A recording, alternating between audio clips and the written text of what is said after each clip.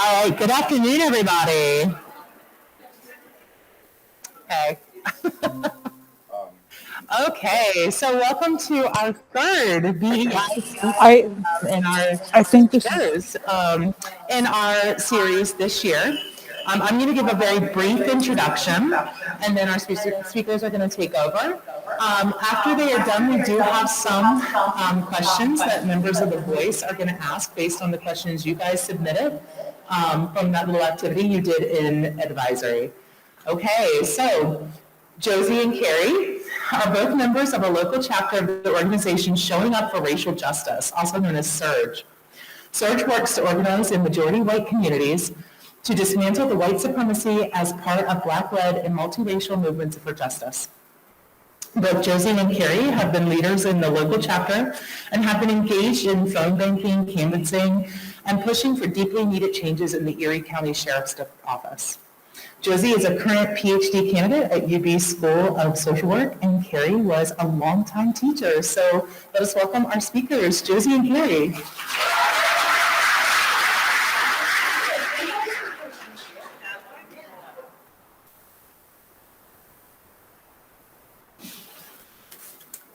So we want to start today with a land acknowledgement. I want to do my due diligence and give proper citation. I've taken this from the UB Law School's Indigenous Land Acknowledgement Statement. We would like to acknowledge the land on which we now stand, which is the territory of the Seneca Nation, a member of the Haudenosaunee Six Nations Confederacy. This territory is covered by the Dish with One Spoon Treaty of Peace and Friendship, a pledge to peaceably share and care for the resources around the Great Lakes. It is also covered by the 1794 Treaty of Canandaigua between the U.S. government and the Six Nations Confederacy, which further affirmed the Haudenosaunee land rights and sovereignty in the state of New York. Today, this region is still home to the Haudenosaunee people, and we are grateful for the opportunity to live, work, and share ideas in this territory. I invite you to learn more about the tribal heritage, if you don't already know, the tribal heritage of this land by visiting the website Haudenosaunee.confederacy.com. Today we're going to be talking about allyship and co-conspirators, and this is part of that, I think pretty obviously. Excellent. Woo, you dropped a thing. All right, hello everyone. Oh, I'm really loud. Okay, it is very good to be here and to connect with all of you all today. We are actually going to start with a short video. By the way, I am Josie, and I use she and they pronouns, and I didn't introduce myself first.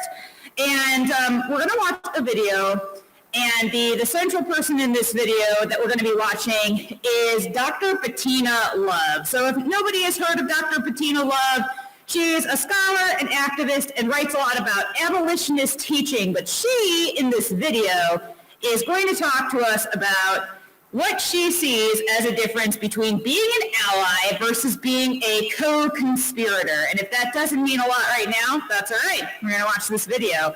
Just a little bit of context. She's talking about a specific scenario that happened in South Carolina after Dylann Roof entered the AME church and murdered several worshipers in that church. And there was a woman, black woman, Bree Newsom, who took down the Confederate flag in front of the South Carolina Capitol. And so she's going to tell a story about that to really illustrate this point about being a co-conspirator. So with that, I'm going to stop talking, and we're going to watch this video. It's about 7 minutes. A lot is going to hinge on this, so listen closely. It's engaging. She's a really dynamic speaker, and we're going to go ahead and watch it. Do I need to do anything? Oh, wow, awesome. Y'all are like on it. Talk about the next move from allyship to co-conspiratorship. So the question I want you to sit with is, can you identify, once Dr. Love gives us a definition, can you identify a co-conspirator that you've had in your work? And And can you break down for us this difference between an ally and a co-conspirator? Yeah, so, I bet you can. so, the book is about like an abolitionist teacher, right? And so, shout out to upstate New York, I'm from upstate New York, we don't like New Yorkers, but that's okay. We from upstate New York, what do you want? So, I'm from upstate. We, no. No, I'm from upstate New York, Rochester, New York, 90 miles from there, right? So, we had abolitionists in upstate New York. That's where I grew up. And the one thing about an abolitionist, an abolitionist had to be a co-conspirator. I mean, I want you all for a second to just think about the Underground Railroad. The Underground Railroad was freeing over 100,000 enslaved Africans and Black folks. Right? Think about this. There was no Twitter. There was no Facebook. There was no Instagram.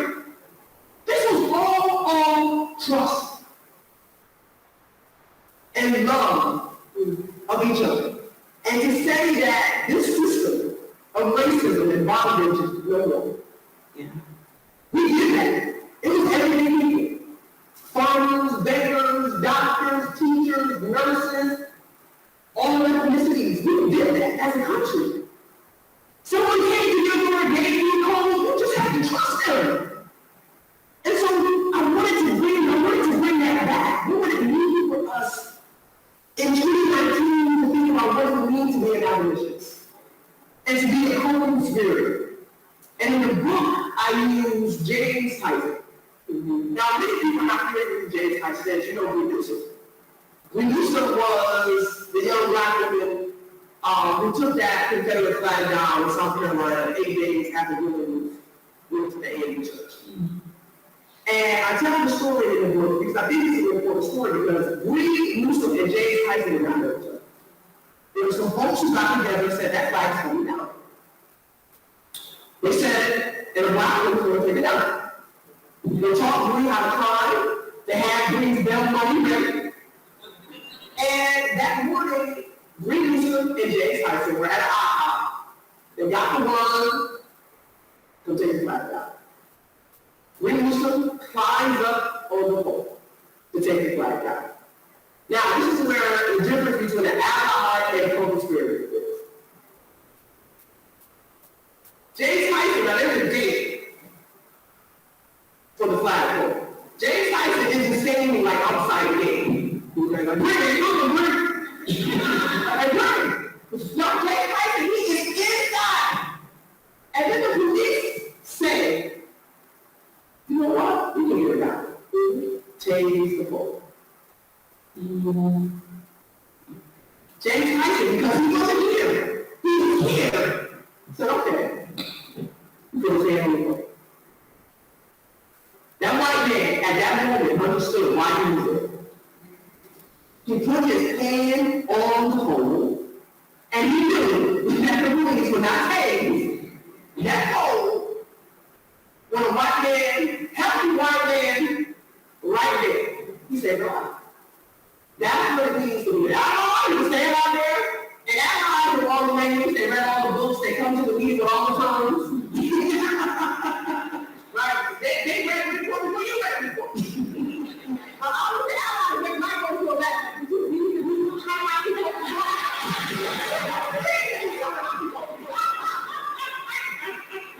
Like, I've been busy being black. I didn't really do talking about people before, but I know fire. And they come and they know everything and they do it. And then after the meeting, he's like, well, what we gonna do? They go like,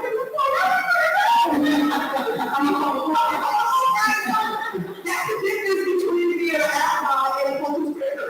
And this is that abolitionist. But some people lying to somebody. Yeah. Take a risk to see how you use your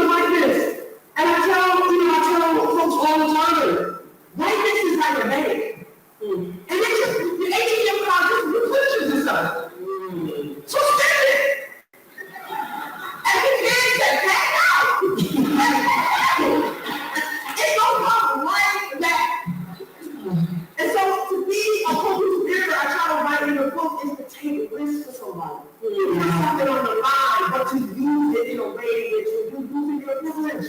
Jesus did it. And I'm not just talking about white folks, I'm talking about cisgender folks. You think of trans folks, like Jesus was completely folks. So put something on the line, taking risks. It doesn't have to be a small risk, a big risk. James Harden said this right here. So say it wrong. That's it. And that's what we are talking about with co-conspirators. Allies, they know everything, they can say, they can talk it. But when it's time, they're not there. And if they're there, they're going to look over the front lines. Right? Black folks and brown folks, we don't know about racism. You're not going to hear about racism. If you're going to be that racist. I should be here and be in my whole life and be my whole self and my whole human. So I'm not about it.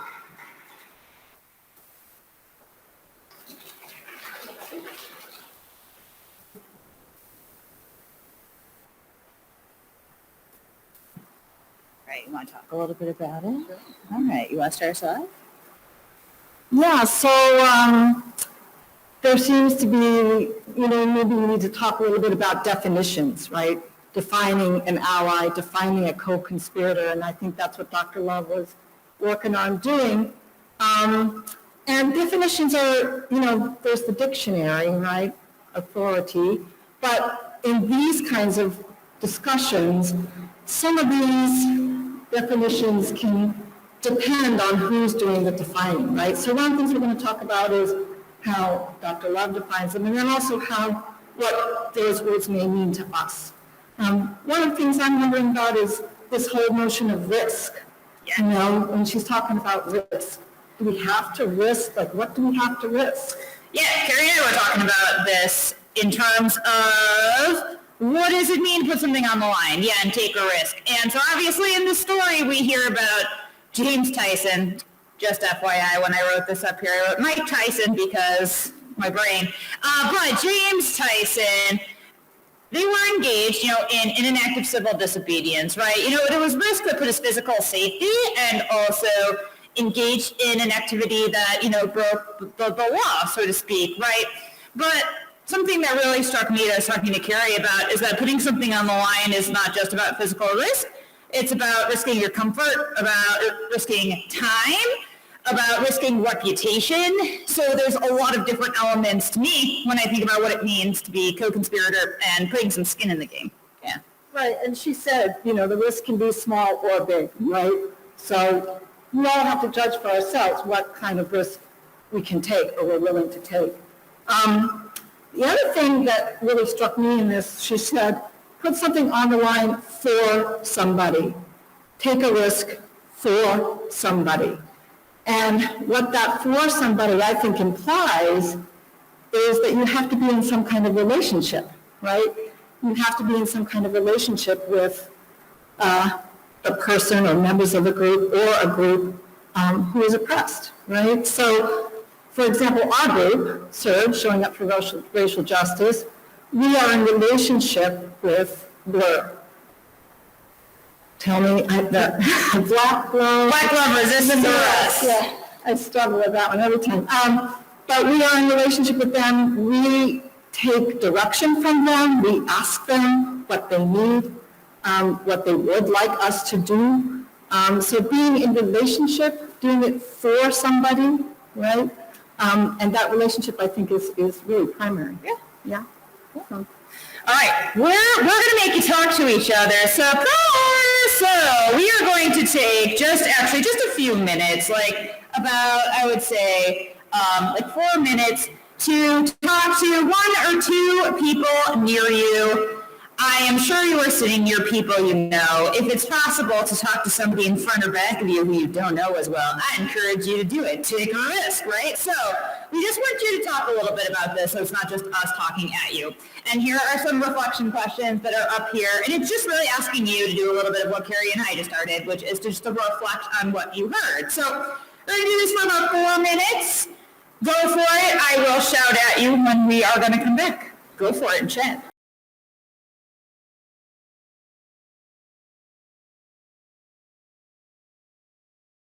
All right, folks, in the interest of time, we are going to bring it back. I hope that you spent some time chatting here, probably also caught up with each other, which is totally fine. So what we're going to do next year is Carrie and I are just going to share a little bit of like our own stories of what being a co-conspirator has looked like or felt like for us. You know, for me, something that really struck me when I first heard this video only about a year or so ago was that phrase of putting something on the line. Because for as long as I can remember, when I was in high school and prior to that, I was always really like nerdily interested in service and volunteering. Like I really liked to help. That was like a natural inclination of mine. And I also felt a long time commitment to social justice. But as I got to be into my 20s, it was feeling a little shallow. It was feeling a little hollow. And it felt like now I have this language that I wasn't putting much on the line. My allyship just seemed to ring, again, kind of hollow. And so, a few years ago, I was getting my master's of social work at UB and was taking a class called Diversity and Oppression, which is all about the isms, racism, classism, sexism, transphobia, everything. And we were engaged in pretty organic conversation. And one of my colleagues in the class was a black gentleman who grew up on the east side of Buffalo. And so for those of us who don't know, the east side of Buffalo has been a heavily segregated and divested from area of the city. And he looked at many of us in the class who were white, also majority women, which is very true of the realm of social work. And he basically said to us, listen, racism is y'all's problem, and you need to be doing the work to dismantle it. And that was honestly the first time that I had heard somebody tell me that as a white person and as somebody identified as middle class, so coming from these intersections of privilege and access and opportunity, that there was a place for me, not just a place, but a need and an obligation to really be part of this movement to dismantle white supremacy. And what I found out is that his words really ring true for generations. Black leaders have been calling on white communities to organize their own for years and years and years. And so the things that I want to just land with, though, is since then, being engaged in this work, I'm going to say it's hard, and it's stressful, and it takes a lot of time, and it's uncomfortable. And so that's where this putting something on the line really struck with me. So sure, I've been involved in different acts of civil disobedience, but to be perfectly honest, that doesn't even feel like the realm of the work that has been the most risky for me. It's knocking on the door of a stranger when we're doing a campaign and want to invite people to join us or to take action that really aligns with their values. It feels really risky to talk to strangers. It takes a lot of time, it takes a lot of emotional capacity. It can risk my reputation even with some folks. And so that's a little bit of a story of mine. I'm going to pass it over to Carrie. And you all should be thinking about your own story as we tell ours. So my first story comes from when I was a little girl. I was in 6th grade, and a friend of mine, we were 3/4 of the way through the year, and we were on a camping trip, a school camping trip. And she said to me, I don't think our teacher likes me, and I think it's because I'm black. Right? I was like, whoa, no, that can't be true. So I went to Mr. Larson, and I said to him what Kim had said to me. And he was taken aback. He felt terrible. He was not defensive. And he immediately went and got Kim, and the three of us sat down and talked through some of it, talked through her feelings, talked through his feelings about how sorry he was and that he was going to work hard through the rest of the year, just a quarter left, but to make her feel different and more welcome and something. So that was the first thing. And then many years later, just a few years ago, as a teacher at the Park School, and one of my advisors came to me and said practically the same thing. My math teacher, I feel like she doesn't like me, and I think it's because I'm black. So And this teacher was a good friend of mine. So we talked about what to do about that, and I encouraged her to speak about this to the teacher. And she had a lot of skin in the game, obviously. It was a big risk for her, and I was there as her support. But did I have skin in the game? Well, that teacher didn't talk to me for 2 years after that encounter. So I did feel like I took a little risk there, and I got smacked down a little bit. So sometimes there's like a social risk, right, involved in using your privilege to give voice to others. So those are my stories, and I'm sure you have ones of your own. So we're going to talk a little bit about that now, yes? And so find somebody to talk to, and we're just going to do a brief pair share and discuss these questions. Maybe you already have an experience that you can build on, but also just maybe brainstorm about what being a co-conspirator, being an ally looks like, right?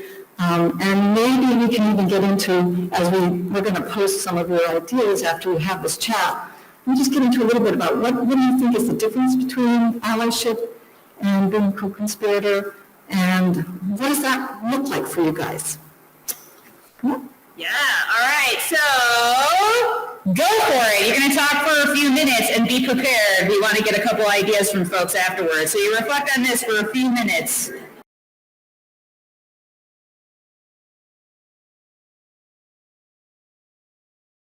All right, folks, we're going to bring it back in here.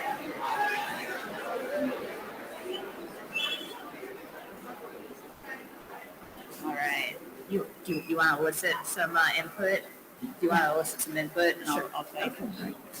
Okay, so let's just raise some hands and put it out there. What have you thought about in terms of what you could do? What's the difference between being an ally, being a co-conspirator? What comes after educating yourself? What kinds of things have you brainstormed about that you might do, or maybe something you've already done? There's always got to be a first person.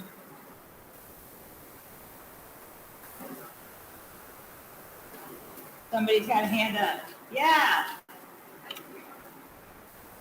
Educate other people. Okay, it's something you step up and do. That's definitely being a co-conspirator. Yeah. Mm-hmm. Speak up if you hear something. Right. If you hear something right here in your own community, right? Absolutely. Okay. Great. That seems like a good ally action. Be willing to learn from people in other communities. I'm just repeating it so that everybody can hear. Okay, great. Awesome. What else? Yes.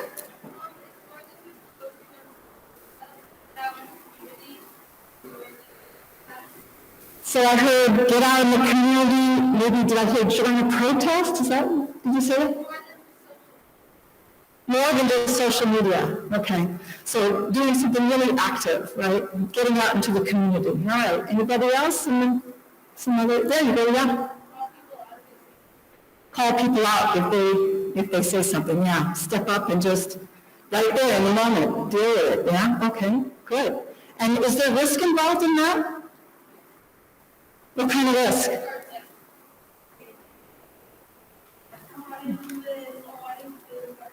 Okay, so there's the risk of them being defensive and not hearing you and not hearing the call out. Yeah? Mm-hmm. Oof. I'm sorry, I can't hear. Yes, that's a big one, isn't it? A risk of ruining relationships. Yeah, yeah. Are you willing to take that risk? Is that risk worth it? Beyond social media, face-to-face, maybe challenging some biases you hear.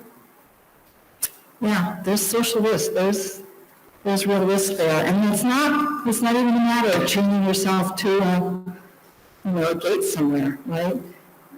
Just everyday interaction. Any other ideas? These are all great.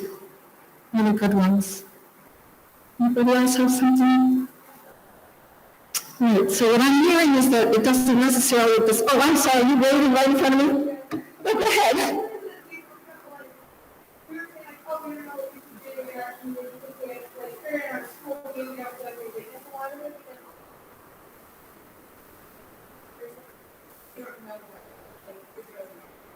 Okay, so what she's saying is that you feel like sometimes you don't witness a lot of it, but maybe because we're white, we don't necessarily see it, right? We're blind to it, or we're not involved in it, or whatever. So how do you get involved? How do you become a witness? Hmm? Right? And I think it goes back to that notion of that relationship, right? If you're going to do something for someone, you need to be in a relationship first, yeah? Okay, good. Anything else? Anybody else? Anybody else I missed? Yeah. So great ideas, great ideas. And I think, Dr. Love, I think, was talking about allies who just do the reading and they're able to talk the words and use the vocabulary, but they're not necessarily people who are willing to act, right? So it's that action that is really the difference between what I would call false allyship, right? Doing virtue signaling, right? Writing something up on social media that says, look, I'm aware, right? But if you're not willing to take that extra step and stand up and stand in and show up, right, for justice, that's where the co-conspiracy comes in. Yeah? So, Excellent. yeah. Can I steal that one really quick? Oh, no. So just FYI, I know I couldn't reload this, but we wrote all these ideas down, and this has been shared, so y'all could get those ideas that y'all lifted up. But we just want to summarize and then throw it out for Q&A. And this was raised, but it's something that I feel like comes up a lot, especially today, because of technology. It's way different than I was in high school, just the level, the involvement, and the reality of what technology means in all of our lives. And somebody named something really important, which is that being a co-conspirator is to go beyond posts and social media allyship, which can be solid, but to go beyond what Kerry just mentioned, called virtue signaling, which is to say these are things that I value, and really put the rubber to the road, and if that's going to be hard and it's going to be uncomfortable, and so you have to be really real with ourselves, are we willing to be uncomfortable and to take risks? And also, what kind of world do you all want for yourselves? That's something that I think about a lot. I want a world. The world that I'm envisioning, the world that I'm building, is one that we live in a really transformative and beautiful community. One where people have all of their basic needs met. Where people do more than just survive and get by from day to day, where people really thrive. Where folks aren't suffering from debilitating anxiety and depression because of the stressors of the world. It's really transformed and beautiful world. And so I really challenge y'all to think, what world do you want? What do you want to grow up in? And then think, all right, what am I willing to risk to really move towards that? So we just really want to leave our portion of this with a call to action to really think about what you can do and the next step that you can take. Some things that we put up here are just resources. This is not even remotely comprehensive, but just a handful of resources of things to watch and to read and to listen to and to learn from. And there are so many more. And I also want to say that it is imperative to move beyond just self-education and into action. So with that being said, we are going to kick it over to Q&A, and we're here for it.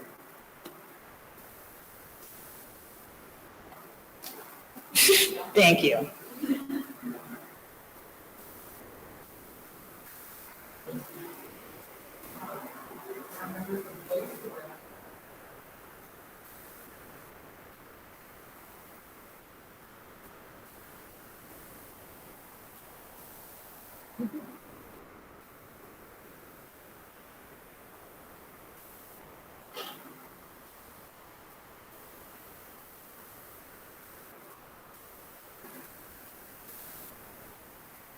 Hi, my name's Emma. Okay, how can teens like us help the Buffalo area achieve racial justice? Do you want to kick it off? All right. Well, first of all, man, youth are, I'm just going to say it, kicking ass all across the United States, really. So, first of all, you just flush the idea down the toilet that because you're in high school or youth or like you can't drive or vote, that you don't have a whole lot to contribute to movements for racial justice. Like, I'm not even that old, and I want to be like pushed out of this movement by just like fierce youth organizing. So, I mean, first and foremost, you can form your own spaces with one another and do so in accountability to one another. So I know that there is like a Black Affinity group here at school, and that there are other groups that are plotting and planning and thinking through how to further different elements of justice in the school community. And y'all can get involved in the broader community. So it's on the second slide here, but I mean, first of all, you all can be involved in racial justice organizations that do exist on a broader scope within Buffalo. So for anybody that identifies as Black or brown, Black Love Resists in the Rust is a space for Black and brown folks. I totally encourage you to check it out. For anybody that identifies as white, Surge is a multi-generational space. We don't have a ton of youth, but it's been something that we've talked a lot about. And if you're like, damn, I want to get involved in Surge and would really like to also like build kind of a youth like portion of that, please do it. But there's just a profound amount that you can do. So my biggest tidbit on that is just flushing any notion that you're limited because you don't have a driver's license, or like, can't vote. So many things. So, yeah. Do you have anything else you want to add? I was going to say, I just think it's, I think number one, it starts with education, right? And we need to, there's nothing wrong with reading. Reading, watching, listening to podcasts, exploring the world. And so educating yourself is, I think, the first thing. And then as I've been talking about, entering into a relationship with members of oppressed groups, and coming in to understand what they need of you, what they need you to do. And then finally using your privilege to assist members of those groups when you have a sense of what they need or want. So again, the degrees of risk are varied, but of course there are always things that you can do. Other questions? One more question. So I know you mentioned taking risks, but what are some other ways that we can take the step to be a co-conspirator and not just an ally?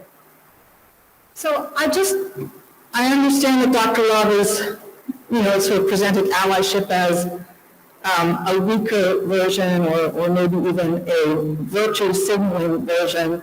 I think that's false allyship, when you just are talking the talk and, so I would caution you not to just say, oh, I don't want to be an ally, I want to be a co-conspirator. But co-conspirator is, a more powerful, sort of stepped up version, right? Where maybe the risk factor becomes greater, and you're putting some skin in the game, you're taking personal risk. I'm sorry, I lost track of your question. How else to be a co-conspirator? How else to be a co-conspirator? Yeah. I don't. You want to talk a little bit about that? One thing that I want to say, that we lifted up is that risk is not only risking arrest, right? It's not only risking your physical safety. I think that risk also just means how are you going to spend your time and how are you going to risk your comfort? So, I would encourage you all to think about being uncomfortable by being involved in work for racial and social, economic justice for all of those different elements.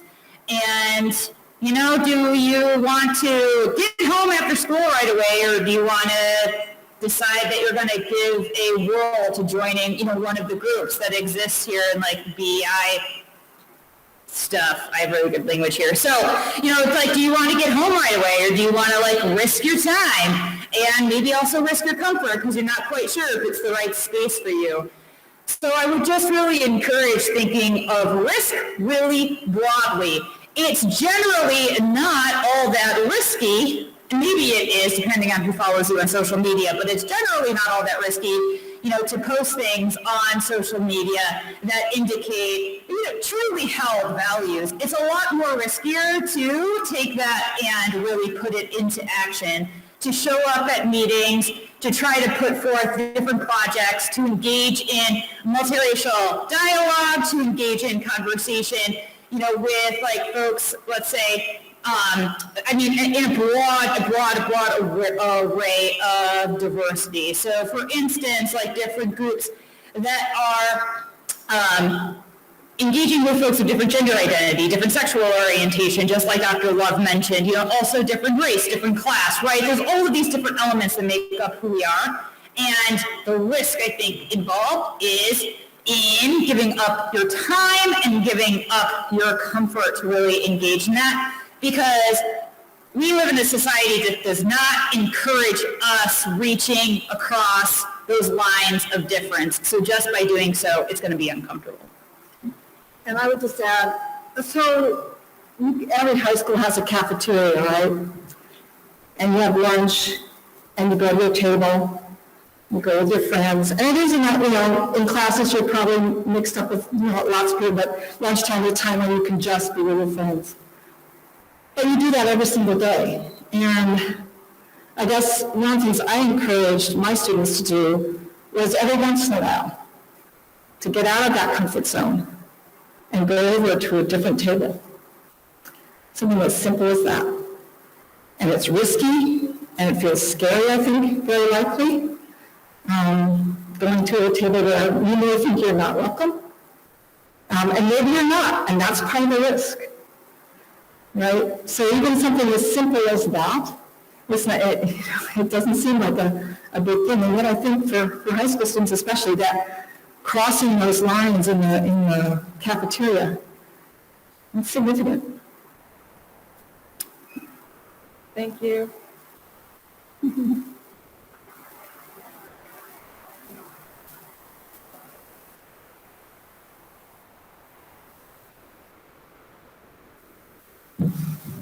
First, hi. Okay. And then, how do you respond when someone tells you you can't relate to them because you don't understand their experiences?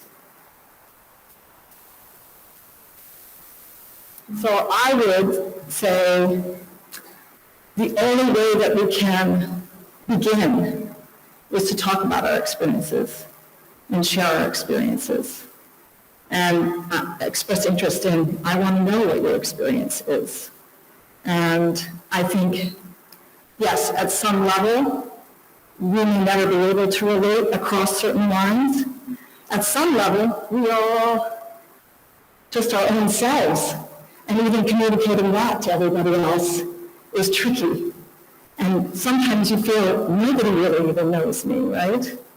So that goes sort of across from that very specific individual to, and I think a lot of what we do when we live is try to communicate who we are to others and try to help them understand who we are. We all want to be known, don't we? We want to be known for who we are. Yeah? But it's not easy. And there's oftentimes times when we keep some of that back, right, to protect ourselves. So opening, questioning, saying, yes, I may not ever understand completely your experience, but I want to try, I want to talk. So then on that scale, where would you define that a person is being a co-conspirator and an ally is whenever you're explaining this to a person? Yeah, to me, the line is not clearly defined, right? From what I could understand from the video, it seems to be a matter of how much you're willing to risk, right? So how risky it feels, how much discomfort maybe there is, right? So maybe that's one way to think about it, and Josie, you may have another way, I don't know. I mean, one thing I'll say to your first question, just go back, in terms of feeling as though we can't relate to one another because we've had different experiences, we are not all little islands that just bump into each other on a day-to-day basis. We are highly interconnected. And so within SURGE, we talk about this concept of mutual interest, which might sound funky or hard to understand, but essentially what it means is that we encourage white folks that we're organizing to think about the way that this white supremacist system, it disproportionately impacts Black, Indigenous, and people of color, but honestly, it sucks for all of us. And so really, what is going to be a win and a gain for communities that have been marginalized and oppressed, it's going to be good for everybody. So I use the metaphor of a tidal wave that is coming at our town, it's coming at the school. So racism is that tidal wave hitting Black, Indigenous, and people of color first and with greatest force.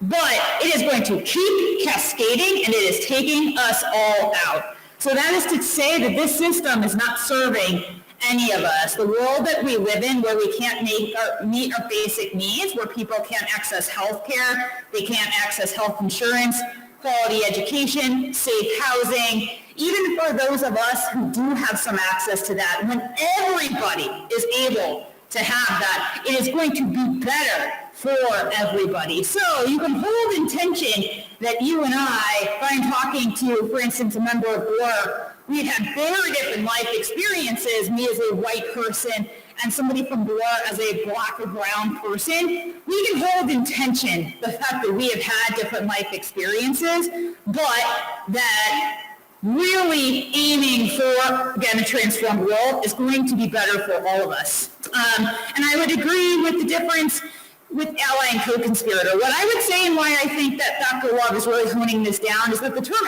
ally has really been co-opted. Just to be, like Kerry was saying, just very surface level and false. And so I think that that's why she's creating language to say that, and it doesn't mean you need to use the word co-conspirator, use whatever resonates for you. But co-conspirator, I agree with Kerry, is putting something on the line and risking. Yeah. Thank you. Yeah.